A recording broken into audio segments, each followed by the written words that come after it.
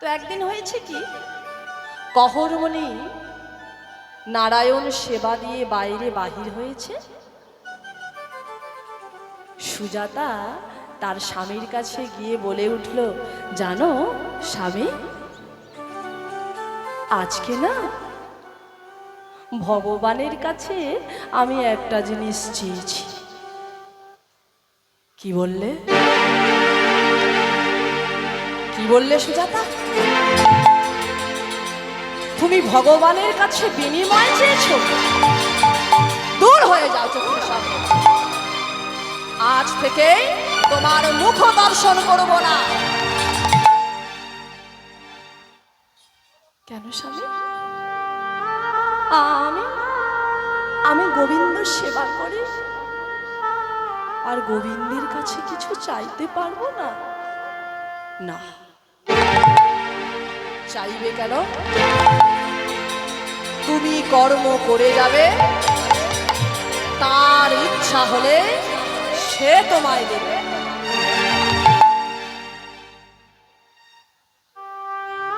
এই চাওয়াটাই হলো অপরাধ। তাকে চাইলে তুমি একবার শুনি। স্বামী গো, আমি বললাম যে দয়াময়,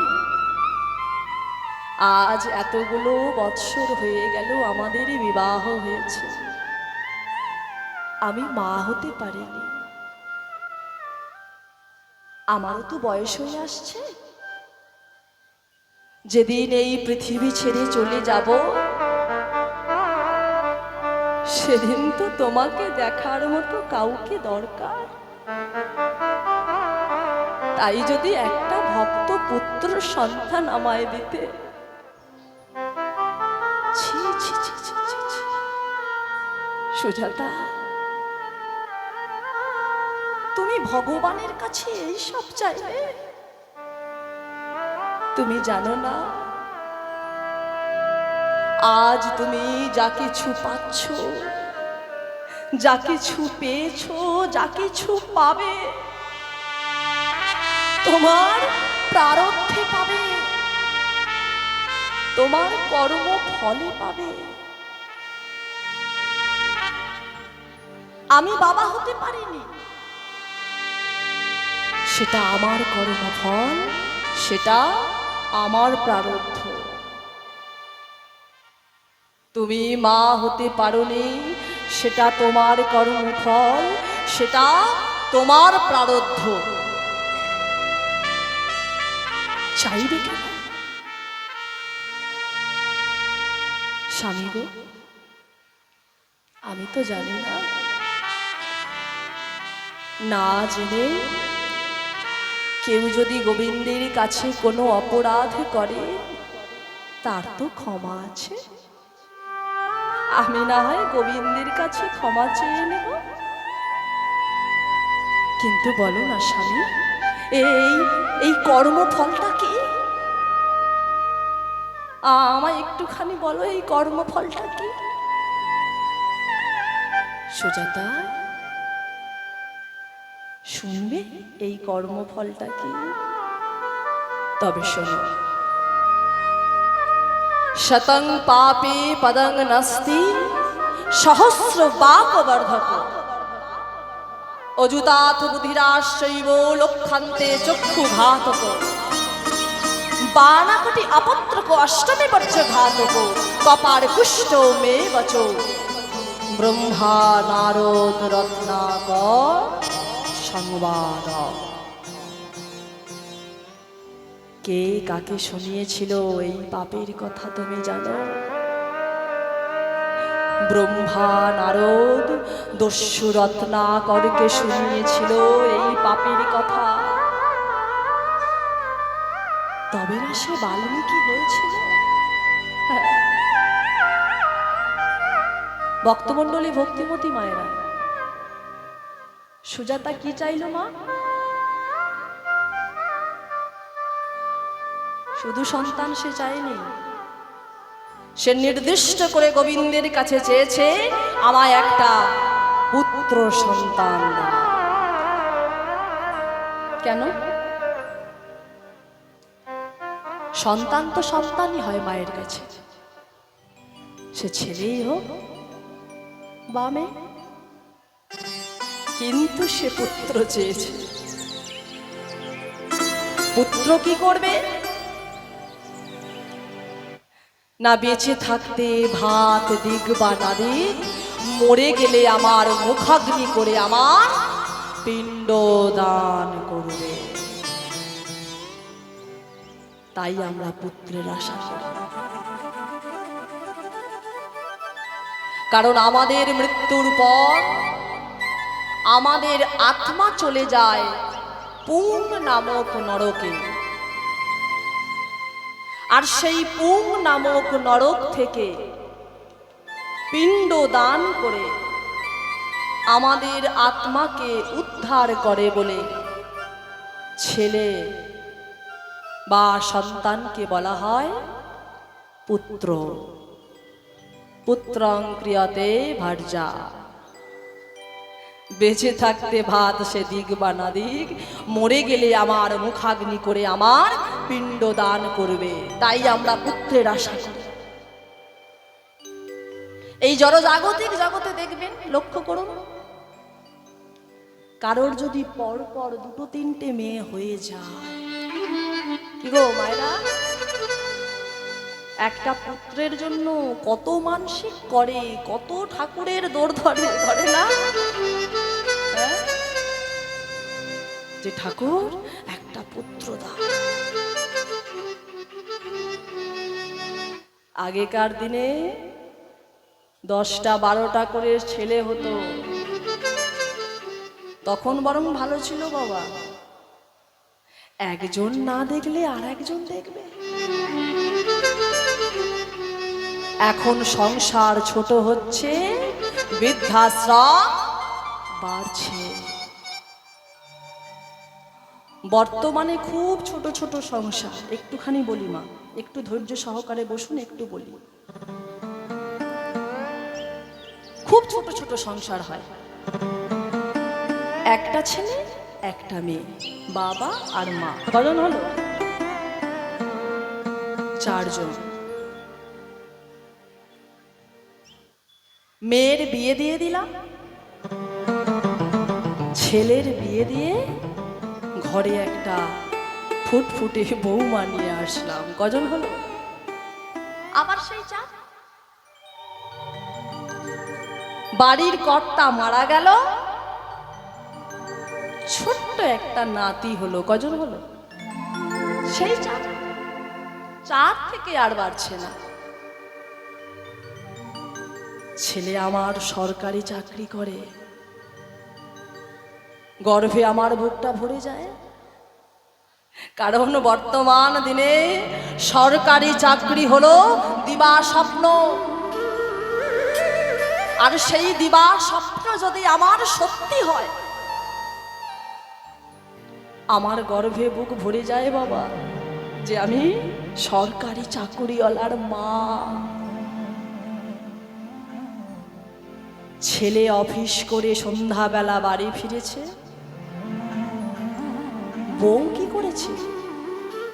ছেলের হাতটা ধরে হির হির করে টানতে টানতে ঘরের মধ্যে নিয়ে গিয়ে দরজাটা বন্ধ করে দিল। কি হয়েছে? আমায় এমন করে নিয়ে আসলে কি হয়েছে? শোনো, হয় তোমার মায়ের একটা ব্যবস্থা তুমি করবে, আর তা না হলে কালই আমি যাব বাপের বাড়ি।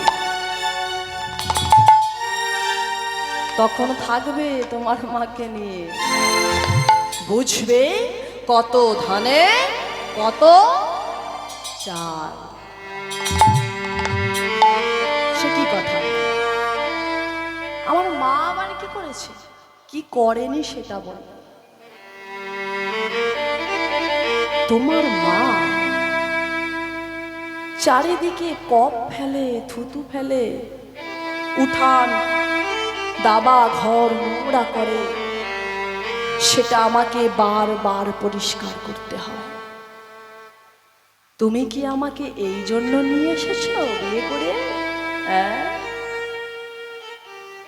হয় তোমার মায়ের তুমি ব্যবস্থা একটা করবে, আর তা না হলে কালই আমি বাবুর হাতটা ধরে বাপের বাড়ি চলে যাব।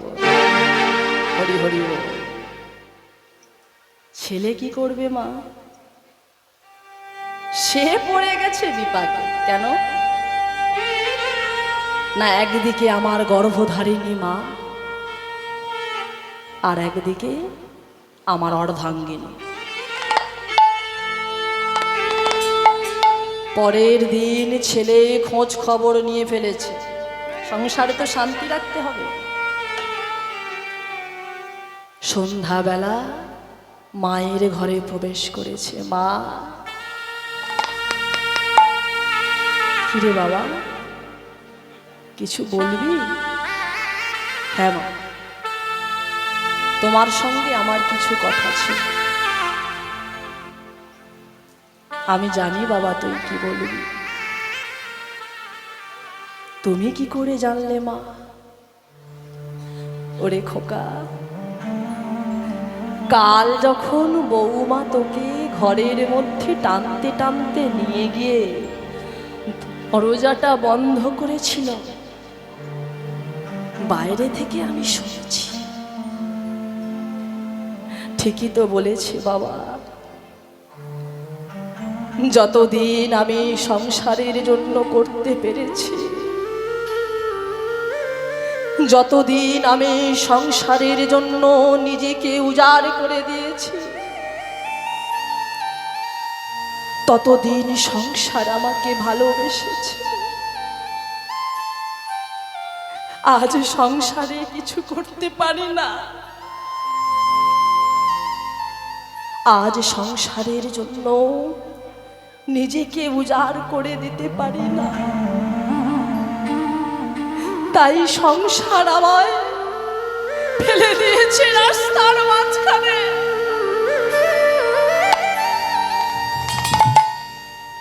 চ বাবা, আমায় দিয়ে আসবি তো? তবে একটা কথা জেনে বড় ভালো লাগছে, কি জানিস বাবা, যেই জগৎ সংসারে কেউ আমার কথা ভাবুক বা না ভাবুক, আমার বৌমা তো আমার কথা ভেবেছে। ওরে, সম ব্যথার ব্যথিক না হলে কি মনের কথা বলা যায়? চল, তোর সুখের জন্য আমি সারা জীবন অনেক কিছু করেছি, তোর মুখে হাসি ফোটানোর জন্য নিজের সারা জীবনকে বিসর্জন দিয়েছি। আজও তোর সুখের জন্য আমি সব করতে পারি।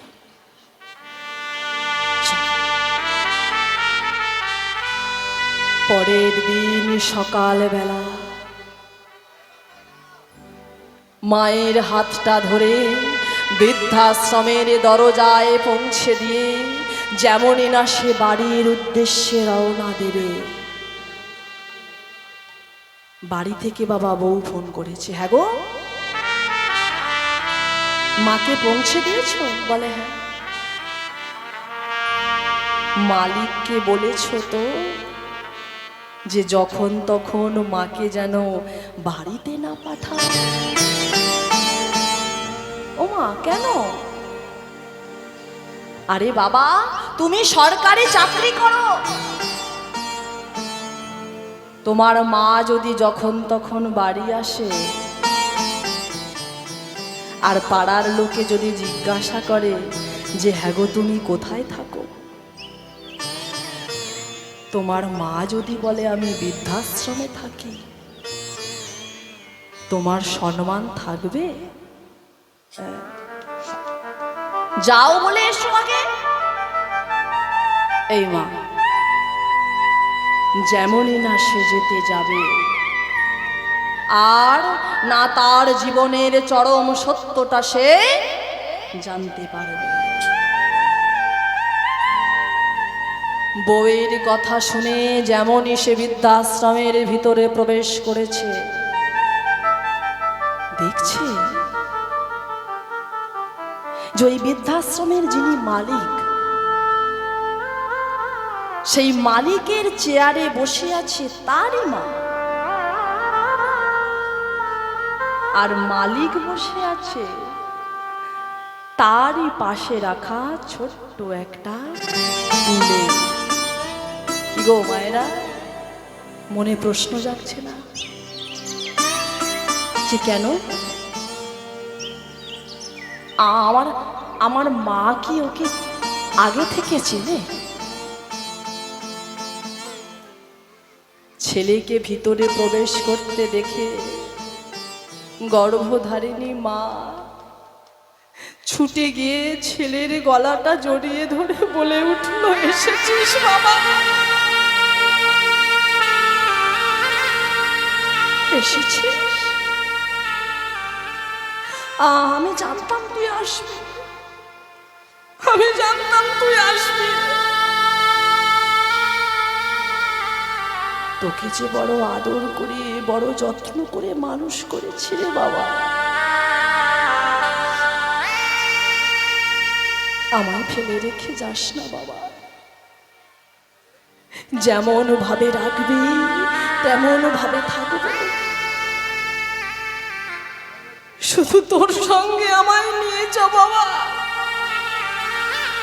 তোকে ছাড়া যে আমি থাকতে পারবো না।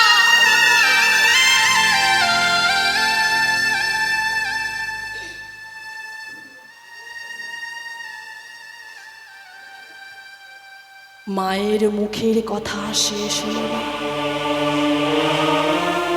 ছেলে রুদ্ধ কণ্ঠে বলে উঠল, মা তুমি একটু ভেতরে যাও, ওনার সঙ্গে আমার কিছু কথা আছে। গর্ভধারিণী মা নির্বাক দৃষ্টিতে ছেলের বদন পানে তাকিয়ে আছে।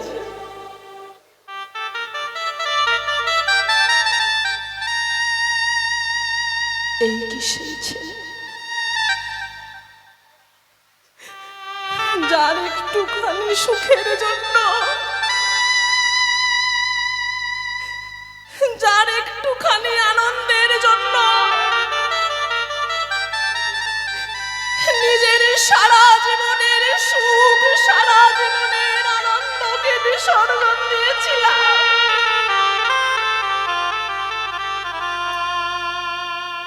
এই কি সেই ছেলে যাকে ভালো মন্দ খাওয়াবো বলে দিনের পর দিন আমি আধ পেটে খেয়ে দেখেছিলাম?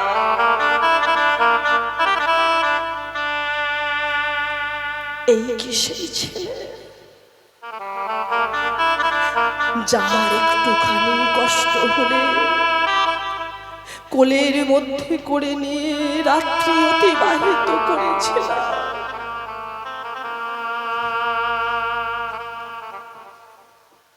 এই কি সেই ছেলে যাকে ভালো স্কুলে পড়ানোর জন্য ছেলেকে স্কুলের মধ্যে প্রবেশ করিয়ে ঘন্টার পর ঘন্টা তপ্ত রোদে বাইরে দাঁড়িয়ে কাটিয়েছিলাম?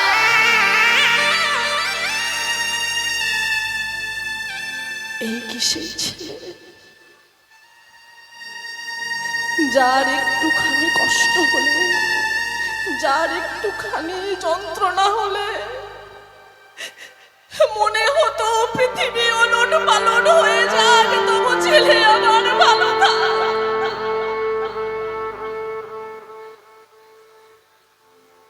এমন সন্তানের জন্যই কি জগতের মায়েরা ভগবানের দ্বার ধরে?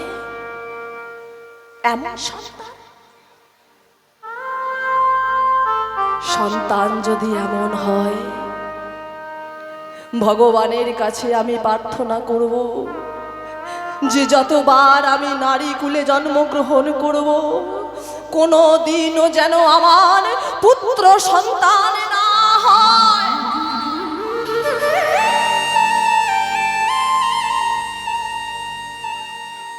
চোখের জল ফেলতে ফেলতে মা বৃদ্ধাশ্রমের ভিতরে দরজাটা বন্ধ করে দিল।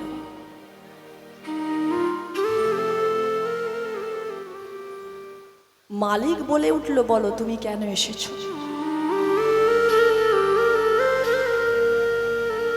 ছেলে বলে, আমি যেটা বলতে এসেছি সেটা আমি পরে বলবো, আগে আপনি আমার প্রশ্নের উত্তর দিন। আপনি কি আমার মাকে আগে থেকে চিনতেন? বলুন না, চিনতেন? মৃদু হেসে বৃদ্ধাশ্রমের মালিক বলে উঠল, শোনো বাবা, আজ যাকে তুমি বৃদ্ধাশ্রমে দিয়ে যাচ্ছ সে তোমার জন্য যা করেছে সেটা যদি তুমি জানো, নিজেকে ক্ষমা করতে পারবে তো? কি হয়েছে? তবে শোনো, তোমার মায়ের ছিল একটি মাত্র কন্যা সন্তান। হাজার চেষ্টা করার পরও যখন দ্বিতীয়বার সে মা হতে পারল না, আজ থেকে 25 বছর আগে সে এসেছিল আমার কাছে। কেন জানো? কারণ আমার এই বৃদ্ধাশ্রমের ঠিক উল্টো দিকে আছে আমার এক অনাথ আশ্রম। আজ থেকে 25 বছর আগে তোমার মা এসেছিল আমারই অনাথ আশ্রমে। কয়েক হাজার ছেলের মধ্যে সে তোমায় কোলে তুলে নিয়েছিল। আমি বলেছিলাম, মাগো, বর্তমান দিনে নিজের ছেলে নিজের হয় না, পরের ছেলে নিজের হবে। তোমার মা সেদিন বলেছিল, আমি যদি আমার প্রেম, আমার ভালোবাসা দিয়ে এই ছেলেকে মানুষের মতো মানুষ করতে পারে, এই ছেলেই হবে আমার বৃদ্ধ বয়সে অবলম্বন।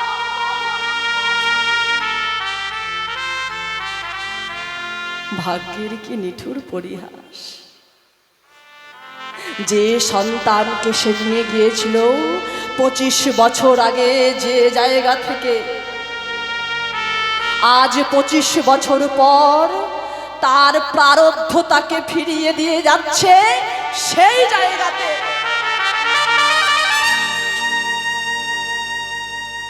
এর জন্যই কি পুত্র চায়?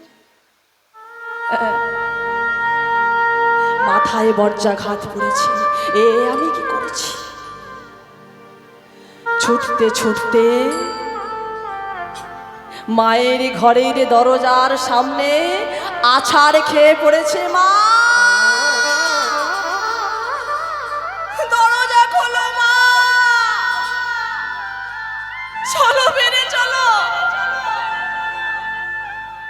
আমার ভুল হয়ে গেছে, আমায় ক্ষমা করে দাও মা।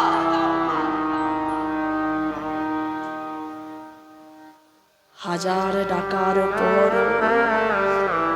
মা যখন দরজা খুলল না, দরজা ভেঙে দেখছে তার মা ছেলের এত বড় উপহার সহ্য করতে না পেরে ওই বৃদ্ধাশ্রমের ঘরের মধ্যে পাখায় দড়ি দিয়ে সে ঝুলছে।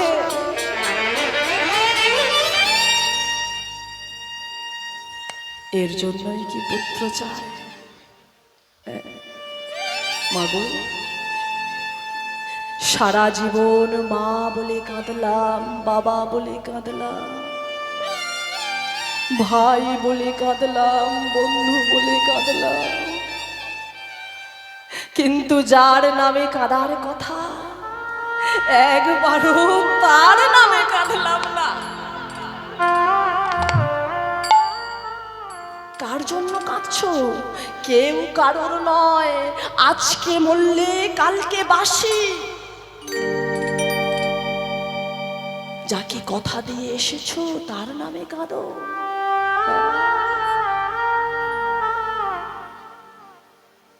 কার নামে কাঁদছো তুমি? কার লাগিত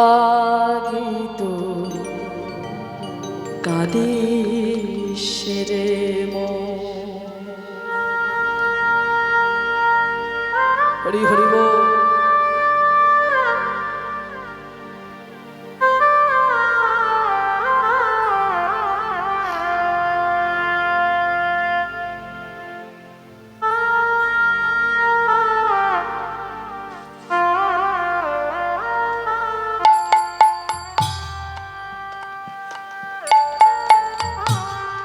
কেউ তো কারণ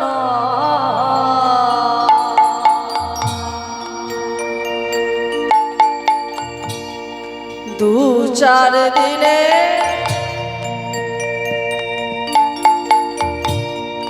দেখা শোনা পথের পরিচয়।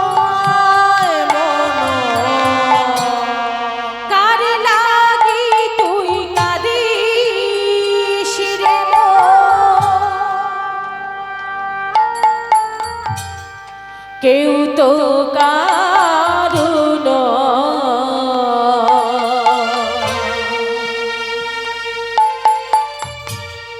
দু চার দিনে দেখা শোনা পথের পরিচয় মনে রে।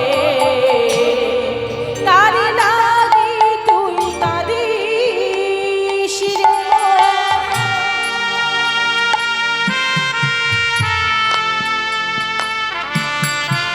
হরি বল, হরি বল।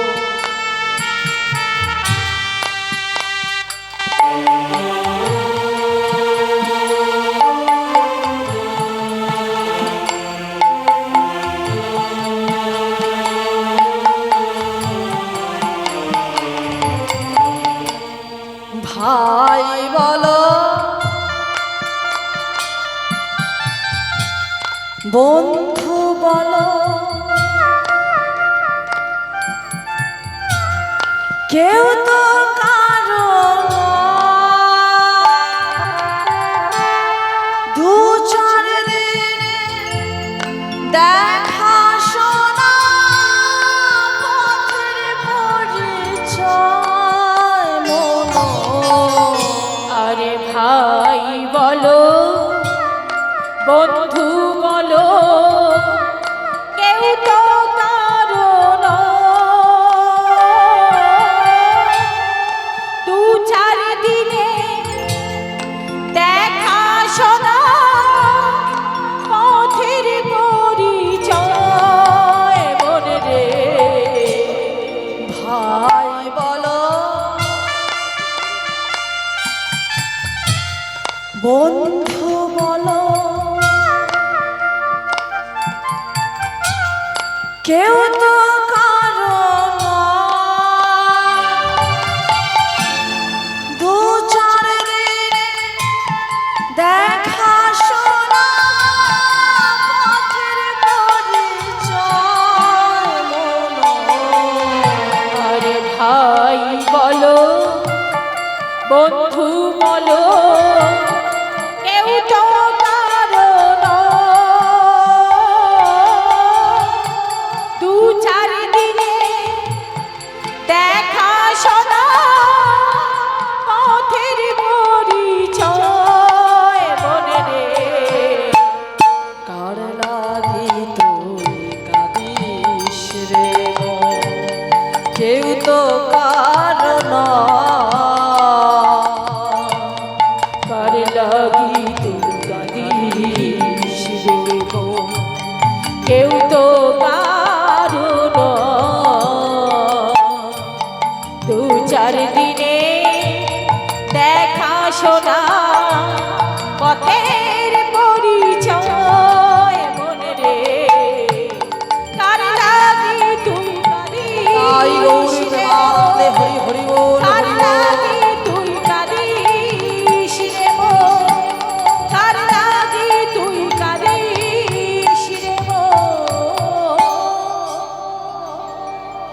সুজাতা,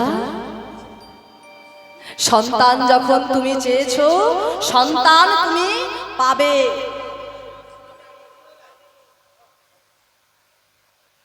ভগবান কাউকে কোনোদিন খালি হাতে ফেরায় না, হলেও ঠিক তাই।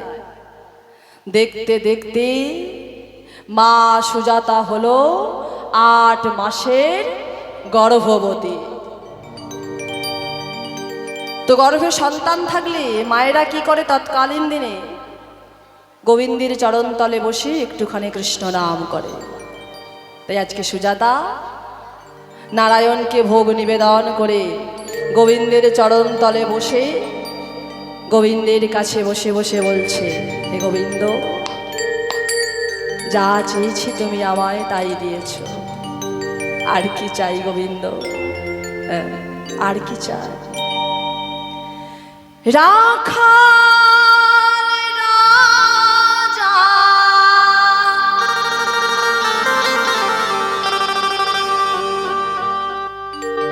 বলে দে না,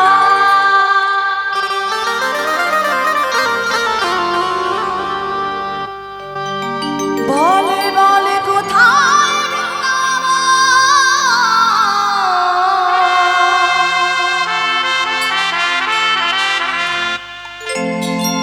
শ্যাম কুণ্ড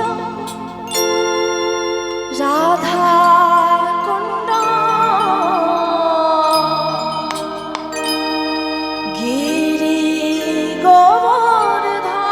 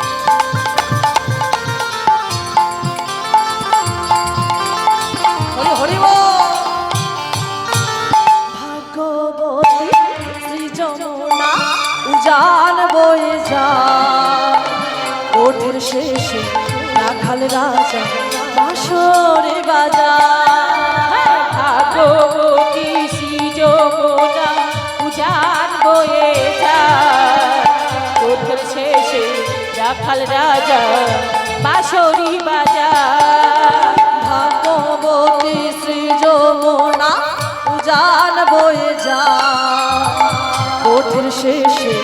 রাখাল রাজা বাঁশরে বাজা। ভাগবতী যমুনা উজান বয়ে যায়, পথের শেষে রাখাল রাজা বাঁশরি বাজা। বাঁশরে বাজায় রে কালা বাঁশরে বাজা, বাঁশরে বাজায় রে কালা বাঁশরে বাজা। বাঁশরি বাজায় রে কালা বাঁশরি বাজা, বাঁশরি বাজায় রে কালা বাঁশরি বাজা। বাঁশরে বাজায় রে কালা বাঁশরে বাজা, বাঁশরে বাজায় রে কালা বাঁশরে বাজা। বাঁশরি বাজায় রে কালা বাঁশরি বাজা, বাঁশরি বাজায় রে কালা বাঁশরি বাজা। রাখাল রাজা বলে দে না, রাখাল রাজা বলে দে না কোথায় সবে কুণ্ড রাধা কুণ্ড গিরি গোবর্ধন। ওরে রাখাল রাজা বলে দে না কোথায় বৃন্দাবন, শ্যামে কুণ্ডু রাধা কুণ্ডু গিরি গোবর্ধন। ও রাধে ও রাধে ও রাধে ও রাধে ও রাধে ও রাধে ও রাধে ও রাধে ও রাধে ও রাধে ও রাধে ও রাধে ও রাধে ও রাধে ও রাধে। প্রত্যেক দিন কৃষ্ণ নাম করে। আর কি করে বাবা? ওই কহরমণি প্রত্যেক দিন ঠাকুর ঘরের বারান্দায় বসে রামায়ণ মহাভারত গীতা ভাগবত পাঠ করে, আর গর্ভবতী মা সুজাতা সেটা তন্ময় হয়ে আস্বাদন করে। তো একদিন হয়েছে কি, কহরমণি ভাগবত পাঠ করছে আর মা সুজাতা সেটা আস্বাদন করছে। হঠাৎ কে যেন চিৎকার করে বলে উঠল, বাবা, শ্লোকটা আপনি ভুল বললেন বাবা, শ্লোকটা আপনি ভুল বললেন। সুজাতা, কে এমন করে? কার এত বড় স্পর্ধা যে আমার ভাগবত কথায় ভুল ধরে? কে এমন করে চিৎকার করছে? কার এত বড় স্পর্ধা? এই দেখো স্বামী, এই দেখো আমার আমার গর্ভের ভিতর থেকে আমাদের অনাগত সন্তান এমন করে চিৎকার করে বলছে। ক্রোধান্বিত হয়ে গেল। তোর এত বড় স্পর্ধা, তুই মাতৃ গর্ভে থেকে বাবার ভাগবত কথায় ভুল ধরিস? আমি তোকে অভিশাপ দিলাম, তোর অষ্ট স্থানে বক্র হবে।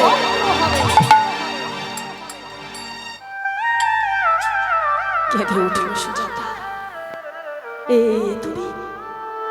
তুমি কি করলে স্বামী? তুমি কি করলে? বাবা হয়ে নিজের অনাগত সন্তানকে তুমি এত বড় অভিশাপ দিতে পারলে? ভক্তমণ্ডলী, ভক্তিমতী মায়েরা, কি বলে অভিশাপ দিল মা? যে তোর অষ্ট স্থানে বক্র হবে। বক্র মানে হলো বাঁকা, অর্থাৎ বাবা হয়ে নিজের অনাগত সন্তানকে সে অভিশাপ দিল যে তোর শরীরের 8 জায়গা হবে বাঁকা। বাবা হয়ে অভিশাপ দিয়ে দিল। ভগবানের কি লীলা দেখুন, যেদিন থেকে এমন ঘটনাটা ঘটেছে তারপর থেকে সংসারের এমন অবস্থা যে নুন আনতে পান্তা ফুরোচ্ছে। গর্ভবতী স্ত্রীটাকে যে ভালো মন্দ করে খাওয়াবে সে সামর্থ্যটা নেই। আস্তে আস্তে গর্ভবতী সুজাতা জীর্ণ হয়ে এসছে। সুজাতা, তোমার কষ্ট হচ্ছে না সুজাতা? একটুখানি কষ্ট করো। কাল সকালবেলা আমি যাব মিথিলায় জনক রাজার দরবারে অর্থ সাহায্যের জন্য। আজকে রাতটুকা একটুখানি কষ্ট করো। কয়েকটা তুলসী পত্র আর একটুখানি গঙ্গার জল গোবিন্দকে ভোগ দিয়ে সেবা করেছে। পরের দিন স্নান আহ্নিক পূজা সেরে গর্ভবতী স্ত্রীকে বুঝিয়ে সুঝিয়ে কহরমণি চলেছে মিথিলায় জনক রাজার দরবারে অর্থ সাহায্যের জন্য। মন, চল চল, আজ কেউ নেই, শুধু তুই আর আমি। পথ চলবো আর বদন ভরে গাইব। কভি রাম বনকে কভি শ্যাম বনকে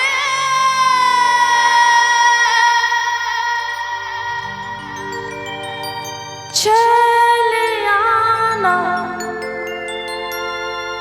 प्रभु जी चले आना। राम बनेगे कभी श्याम बनेगे चली आना, प्रभु जी चली आना। कभी राम बनेगे कभी श्याम बनेगे चले आना, प्रभु जी चले आना। कभी राम बनेगे कभी श्याम बनेगे चली आना, प्रभु जी चली आना। हरि हरि बोल।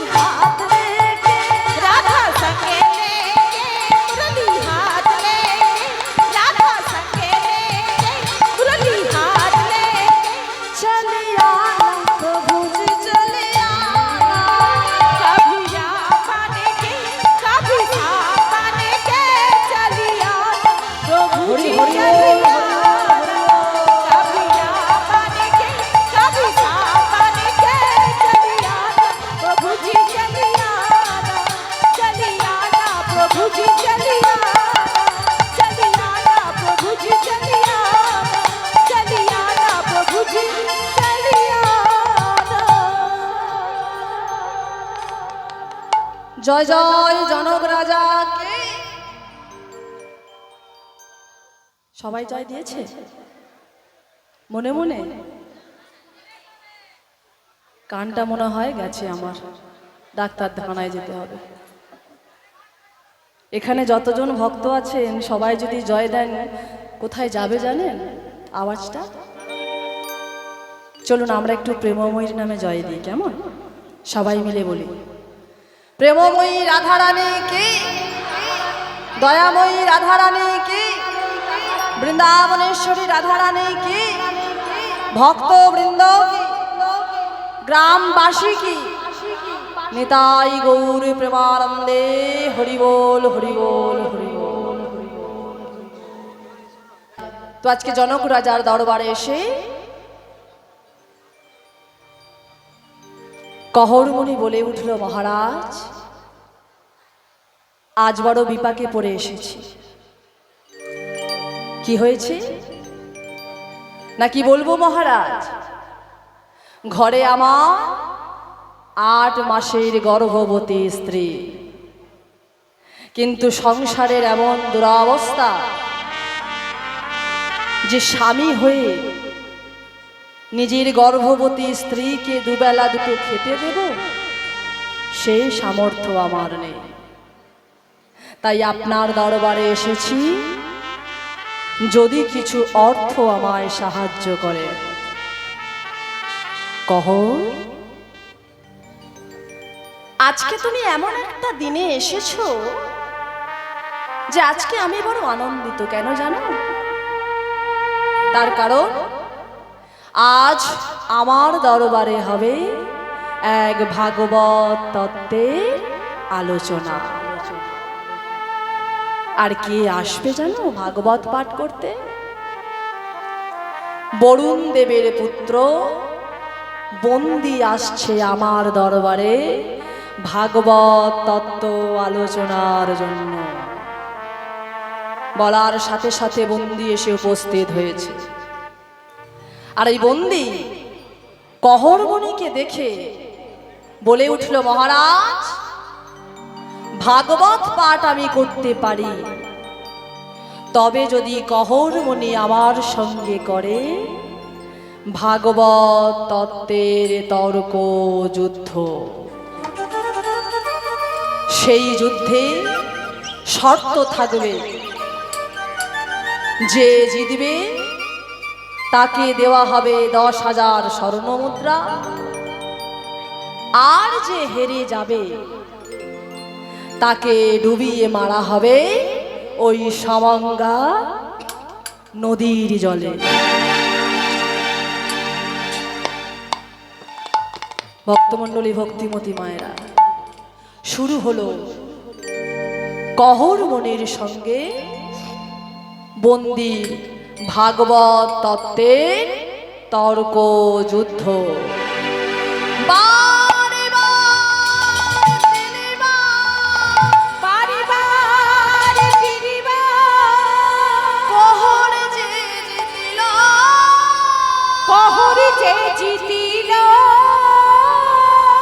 চতুর্থবারে কহরমণি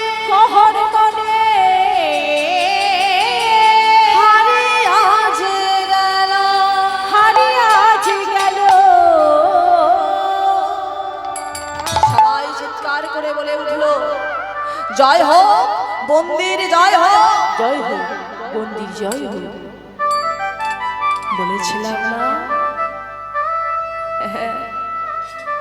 যেই বন্দির সঙ্গে তর্ক করতে এসো না, হেরে গেলে তো ওরে কে আছিস, হাতে পায়ে দড়ি বাঁধ, টানতে টানতে নিয়ে চ সমঙ্গা নদীর তীরে।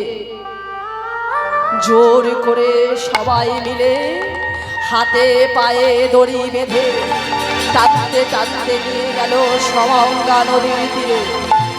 সবাই মিলে জোর করে ডুবিয়ে দিল ওই সমঙ্গা নদীর নানা মেরো না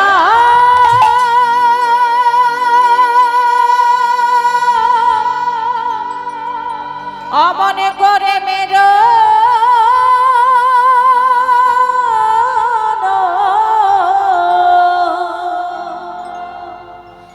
নানা মেরো না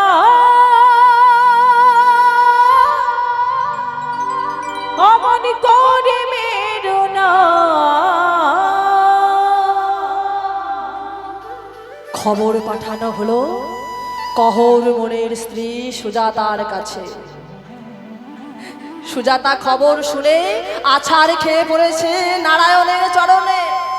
এ তুমি কি করলে দয়াময়? এ তুমি কি করলে? জীবনের প্রথম দিন থেকে তোমার চরণে তুলসী চন্দন অর্পণ না করে আমি জলবিন্দু গ্রহণ করি না, আর তুমি আমার এত বড় ক্ষতি করলে। আজ থেকে তোমার সেবা পূজা আমি বন্ধ করে দিলাম। এও তোমায় বলে দিলাম দয়াময়, আমি যদি আত্মহত্যা করি আমার গর্ভের সন্তানটা মারা যাবে, আর তাতে যে পাপ হবে সে পাপ হবে শুধু তোমার। যা বলা তাই কি করলো জানো? কাঁদিতে কাঁদিতে গঙ্গার তীরে আইলা, জলে ঝাঁপে দিবে বলে ভাবিতে লাগিলা। কাঁদিতে কাঁদিতে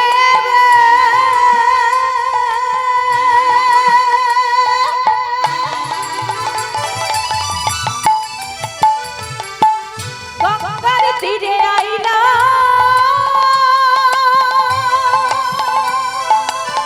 জলে ঝাঁপে দেবে বলে ভাবিতে লাগিলা।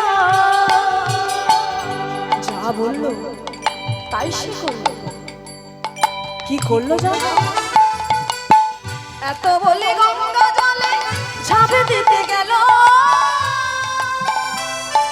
গর্ভস্থ শিশু তখন কাঁদিয়ায় উঠিল। গর্ভস্থ শিশু তখন কাঁদিয়া উঠিল। গর্ভের ভিতর থেকে গর্ভের অনাগত সন্তান চিৎকার করে বলে উঠল, মা আমায় তুমি মারবে কেন? বাবা আমায় তুমি মারবে কেন? আমায় তুমি মারবে কেন? বাবা আমায় তুমি মারবে কেন? কি অপরাধ করেছি মা? আমায় তুমি মারবে কেন? কি অপরাধ করেছি মা? আমায় তুমি মারবে কেন? কি অপরাধ? কোন অপরাধের অপরাধী? আমায় তুমি মারবে কেন? কোন অপরাধেরই অপরাধী। আমায় তুমি মারবে কেন? বাবা আমায় তুমি মারবে কেন? আমায় তুমি মারবে কেন? আমায় তুমি মারবে কেন? গর্ভের ভিতর থেকে গর্ভের অনাগত সন্তান চিৎকার করে বলে উঠল, মা আমায় মেরো না মা, আমারও তো ইচ্ছা আছে পৃথিবীর আলো দেখবো। আমি তো কোনো অপরাধ করিনি মা, আমায় মেরো না। পাড়ার লোকে ছুটে এসেছে, সুজাতা এ তুমি কি করছো? আত্মহত্যা মহাপাপ। তুমি যদি আত্মহত্যা করো তোমার গর্ভের সন্তানটা মারা যাবে, আর তাতে যে পাপ হবে যতবার তুমি নারী কুলে জন্মগ্রহণ করবে কোনো দিনও মা হতে পারবে না। পাড়ার লোকে বুঝিয়ে সুঝিয়ে বাড়ি এনেছে। দেখতে দেখতে 10 মাস 10 দিন পূর্ণ হলো, সন্তান ভূমিষ্ঠ হলো। সবার আনন্দিত মন, কিন্তু পুত্র হেরি জননী, পুত্র হেরি জননী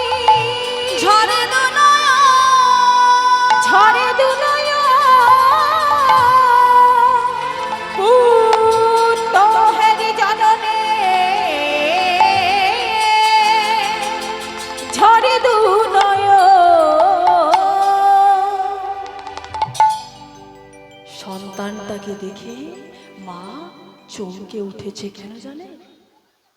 ওই যে গর্ভে থাকাকালীন বাবা অভিশাপ দিয়েছিল যে তোর অষ্ট স্থানে বক্র হবে।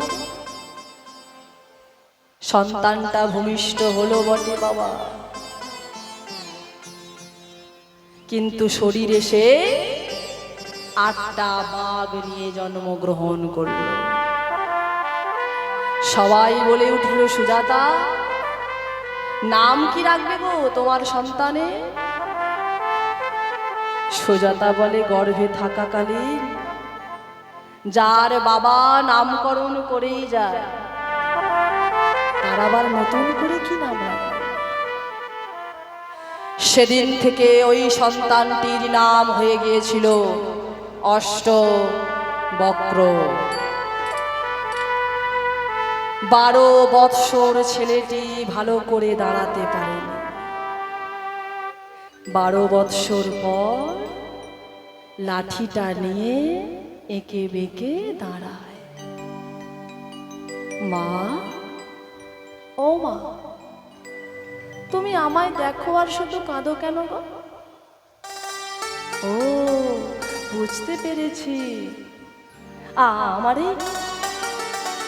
এই ভাঙাচোরা শরীরটাকে দেখে তোমার কষ্ট হয় মা?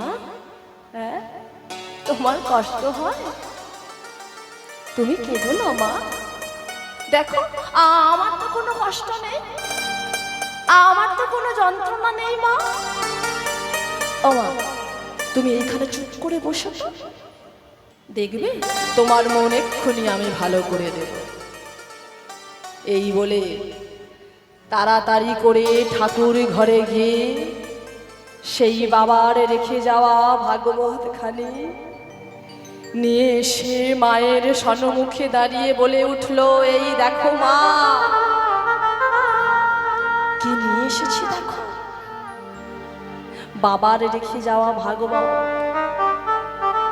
তুমি এখানে বসো না, আমি একটুখানি ভাগবত পাঠ করি, দেখবে তোমার মন এক্ষুনি ভালো হয়ে যাবে। কারণ আমি যখন তোমার গর্ভে ছিলাম বাবার মুখে শুনেছিলাম ভাগবত কথা।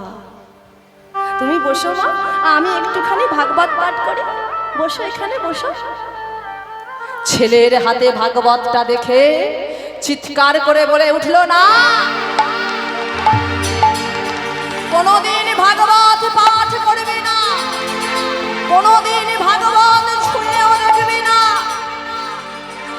কেন মা, কেন করব না? এই ভাগবতের কারণে তোর শরীরে 8টা বাঘ হয়েছে। এই ভাগবতের কারণে তোর বাবা আমাদের ছেড়ে চলে গেছে। এই ভাগবতের কারণে আজ তুই পিতৃহারা। আমি তোর মা হয়ে তোকে বলছি, কোনদিন ভাগবত ছুঁয়েও দেখবি না।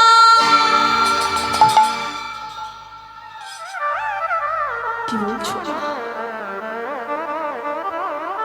ভাগবতের কারণে বাবা চলে গেছে? ভাগবতের কারণে আমার শরীরে 8টা বাঘ হয়েছে? আমি বিশ্বাস করি না। কৃষ্ণ কথা কোনোদিন কারোর কোনো ক্ষতি করে না। এই যে প্রেমের ঠাকুর, এই যে করুণার ঠাকুর, আমি প্রমাণ করব মা, যেই ভাগবত কথা কোনোদিন কারো অমঙ্গল করতে পারে না। আমি প্রমাণ করব। দাও মা, তোমার হাতটা একবার আমার মাথার উপর দাও। কি করবি তুই? কেন মা? এই মুহূর্তে আমি যাব জনক রাজার দরবারে পিতৃ হত্যার প্রতিশোধ নিতে। মায়ের আশীর্বাদকে মাথায় নিয়ে চলেছে, লাঠিটা নিয়েছে, আঁকছে আর মাখছে আর বদন ভরে গাইছে, চলে রে আমার মন,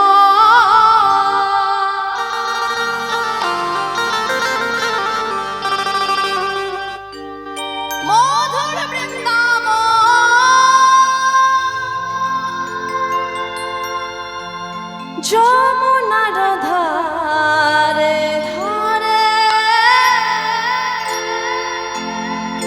তমালের চল রে আমার মধুর বৃন্দাবন যমুনার ধারে ধারে তমালের চল রে আমার মধুর বৃন্দাবন যমুনার ধারে ধারে তমালের চল রে আমার মধুর বৃন্দাবন যমুনার ধারে ধারে তমালের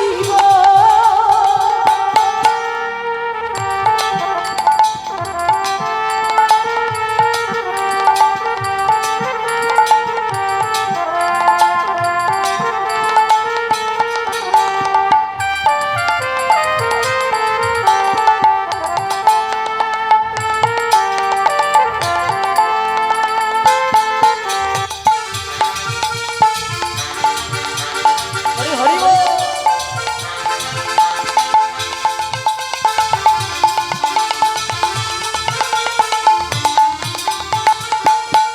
যেথায় ললিতা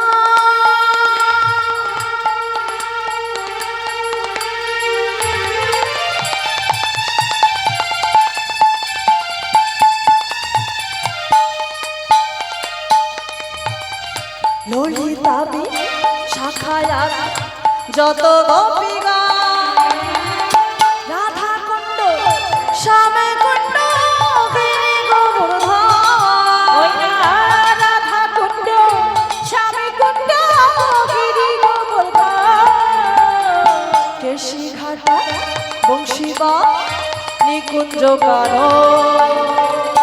যমুনার ধারে ধারে তমালের চল রে আমার মধুর বৃন্দাবন যমুনার ধারে ধারে তমালের চল রে আমার মধুর বৃন্দাবন যমুনার ধারে ধারে তমালের ধবলে শ্যামলে আদি যত গাভীগণ শ্রীদাম সুদা দাম্ব সুদা যত শাখাগণ ওই না সীতাম সুদাম দাম্ব সুদাম যত সখগণ মধুর মধুর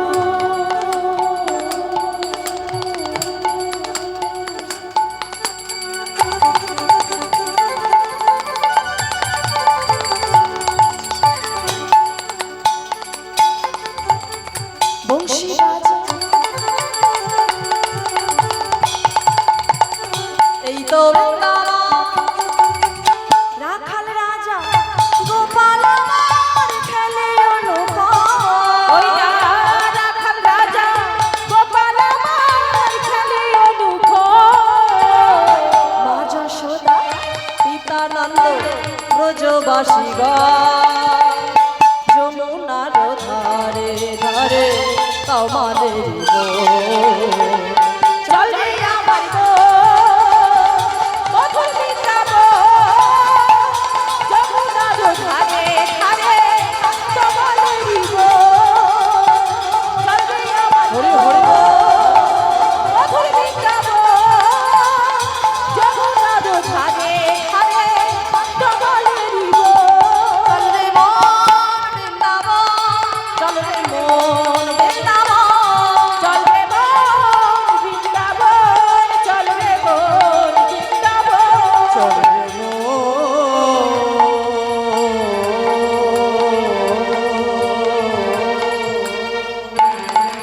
হরি বল হরি বল। মন রে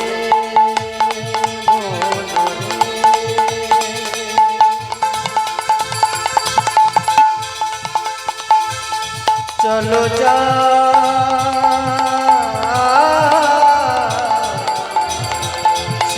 মেঘনা গো।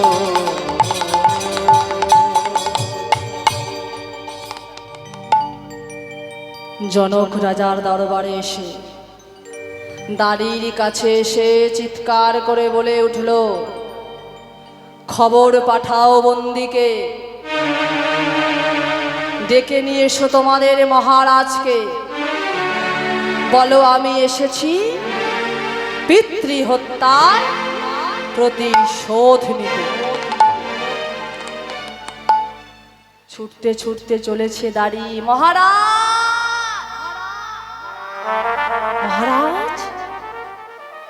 তাড়াতাড়ি আসুন মহারাজ,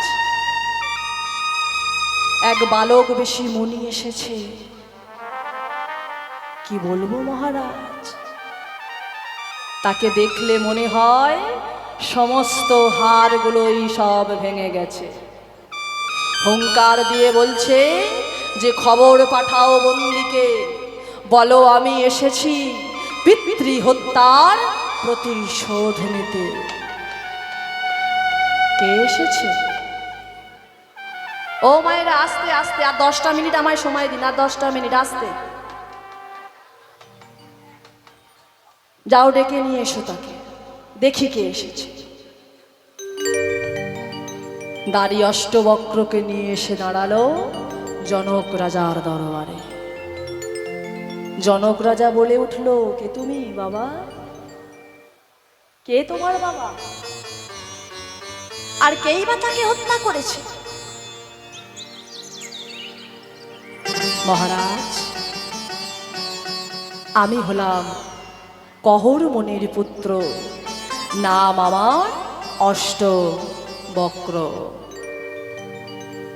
মনে করে দেখুন তো মহারাজ, সেই 12 বৎসর আগের কথা। আমার বাবা এসেছিল আপনার দরবারে কিছু অর্থ সাহায্যের জন্য, আর সেদিন আপনার দরবারে ওই বরুণ দেবীর পুত্র বন্দী আমার বাবাকে তর্ক যুদ্ধে হারিয়ে ছলনা করে ডুবিয়ে দিয়েছে ওই সমঙ্গা নদীর জলে। খবর পাঠান বন্দীকে, বলুন আমি এসেছি পিতৃহত্যার প্রতিশোধ নিতে। ডেকে আনুন তাকে, দেখি সে কত বড় গীতা পাঠক, দেখি সে কত বড় ভাগবত পাঠক। বন্দীকে খবর পাঠানো হলো, আর ওই বন্দী জনক রাজার দরবারে এসে অষ্টবক্রকে দেখে মৃদু হেসে বলে উঠল, হ্যারে আরে, ভালো করে দাঁড়াতে পারছিস না, আর তুই করবি আমার সঙ্গে তর্কযুদ্ধ? হ্যাঁ, যা ফিরে যা মায়ের কাছে। জানিস তো যে শর্ত ছাড়া আমি ভাগবত পাঠ করি না। শোনো, আমার এই ভাঙাচোরা শরীরটাকে দেখে আমার গুণের বিচার করো না। কেন জানো? তার কারণ তোমরা মুখস্থ করে, পড়াশোনা করে, বিদ্যা অর্জন করে পণ্ডিত হয়েছ, আমি কিন্তু পড়াশোনা করিনি। আমি শুধু শুনে পণ্ডিত হয়েছি। তাও কতদিন জানো? মাত্র 8 মাস। এই 8 মাস আমি মাতৃগর্ভে থেকে বাবার মুখে ভাগবত কথা আস্বাদন করে পণ্ডিত হয়েছি। করো আমার সঙ্গে তর্কযুদ্ধ, তবে আজ শর্ত আমি দেব। আজ শর্ত থাকবে, যদি তুমি হেরে যাও তাহলে আমারই বাবার মতো হাতে পায়ে দড়ি বেঁধে তোমাকে ডুবিয়ে দেব ওই সমঙ্গা নদীর জলে। আর যদি আমি হেরে যাই, এই রাজ দরবারে দাঁড়িয়ে প্রতিজ্ঞা করলাম, এই দরবারে নিজের দেহ আমি ত্যাগ করব। শুরু হলো বন্দির সঙ্গে অষ্টবক্রের ভাগবত তত্ত্বের তর্ক যুদ্ধ। বারে বারে তর্ক যুদ্ধে বন্দি হারিয়া গেল। বারে বারে তর্ক যুদ্ধে বন্দি হারিয়া গেল। ভক্তগণ সবে মিলে হরি হরি বল, হরি হরি বলো।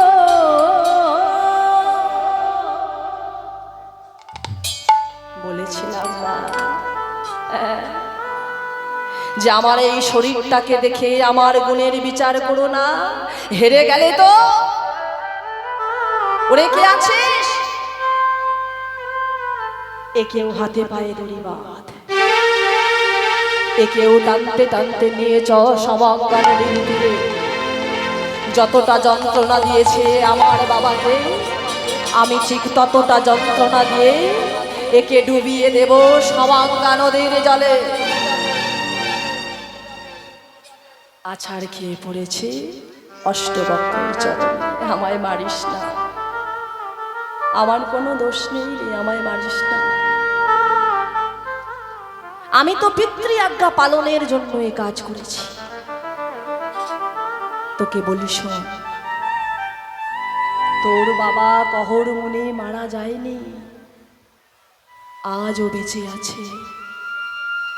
কোথায় আছে জানিস? তবে শোন, আমার বাবা বরুণ দেব, সেই বরুণ দেব যখন পাতালে কৃতার্থ যজ্ঞ করার জন্য ত্রিভুবনে পুরোহিত খুঁজছিল, সারা ত্রিভুবন ঘুরে দেখলাম তোর বাবার মতো পণ্ডিত ব্রাহ্মণ আর একটাও নেই। তাই সেদিন তোর বাবাকে ছলনা করে এই ভাগবত তত্ত্বের তর্ক যুদ্ধে হারিয়ে পাতালে নিয়ে গিয়েছিলাম আমার বাবার কৃতার্থ যজ্ঞের পৌরোহিত্য করার জন্য। একটু অপেক্ষা কর, আমি জলের মধ্যে প্রবেশ করি, দেখবি তোর বাবা ফিরে এসেছে। বন্দি জলের মধ্যে প্রবেশ করলো, আর বেশ কিছুক্ষণ পর ফিরে এলো কহরমণি। এই কহরমণিকে ফিরে আসতে দেখে জনক রাজা বলে উঠল, কহর কহর, আজ তুমি যার জন্য ফিরে এসেছো সে কে জানো? এই যে এই ছেলেটা, আজকে এ তোমায় ফিরিয়ে এনেছে। মহারাজ, কে এই ছেলে? শুনবে কে? এ হলো তোমারই সন্তান, নামের অষ্টবক্র। অসম্ভব, অসম্ভব, এমন ছেলে আমার হতে পারে না। আপনি মিথ্যে কথা বলছেন, এমন ছেলে আমার হতে পারে না।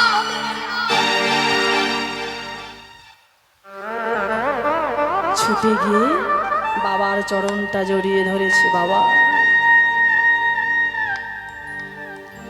ও বাবা, আজ আমার এই ভাঙাচোরা শরীরটাকে দেখে নিজের সন্তান বলে স্বীকার করতে কষ্ট হচ্ছে না বাবা? মনে করে দেখো তো বাবা, সেই 12 বৎসর আগের কথা,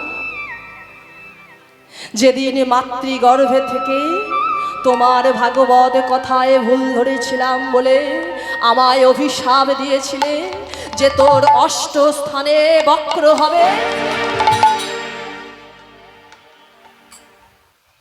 বলতে পারো বাবা কি অপরাধ আমি করেছিলাম? আজ তোমার একটা অভিশাপে 12 বৎসর আমি ভালো করে দাঁড়াতে পারিনি।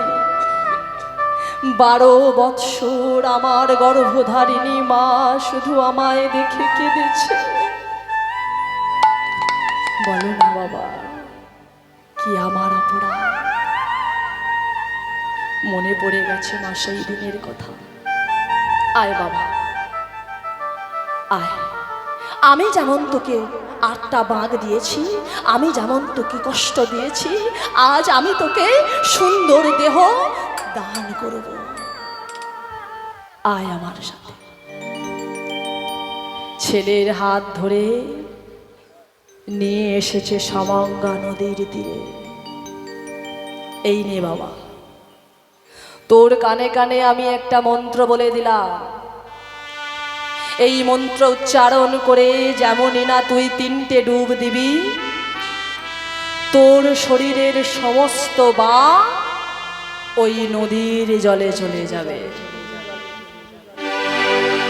3বার মন্ত্র বলে যেই না জলে ডুবে দিল, 3বার মন্ত্র বলি যেই না জলে ডুবে দিল, আপনার